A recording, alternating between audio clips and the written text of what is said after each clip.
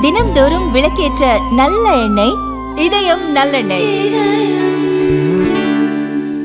குடியுரிமை விவகாரத்தில் நியாயமான நடைமுறையை பின்பற்ற வேண்டும் என அரசுக்கு உச்சநீதிமன்றம் அறிவுறுத்தியுள்ளது.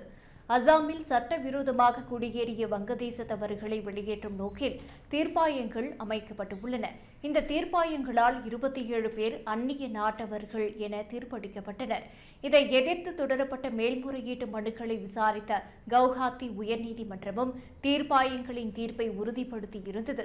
இந்நிலையில் அந்நிய நாட்டவர்கள் என அறிவிக்கப்பட்ட சாவித்ரி டே, அஜ்பஹார் அலி, முகமது அக்பர் அலி, அபேதா காத்தூன், அனுவாரா காத்தூன் ஆகியோர் உச்சநீதிமன்றத்தில் மேல்முறையீடு செய்தனர். இந்த மனுக்களை விசாரித்து தீர்ப்பு வழங்கிய உச்சநீதிமன்றம் குடியுரிமை, அந்நியர் அந்தஸ்து ஆகியவை மிக உயர்ந்த அரசமைப்பு மற்றும் சட்ட முக்கியத்துவம் வாய்ந்தவை. இந்திய குடியுரிமையை கோர சட்டப்பூர்வ உரிமை இல்லாதவர்கள் நடைமுறைகளை தவறாக பயன்படுத்தி குடியுரிமை அந்தஸ்தை பெறுவதை தடுப்பதில் அரசுக்கு நியாயமான மற்றும் வலுவான அக்கறை உள்ளது என்பதை ஏற்கிறோம் என்று உச்சநீதிமன்றம் தெரிவித்துள்ளது.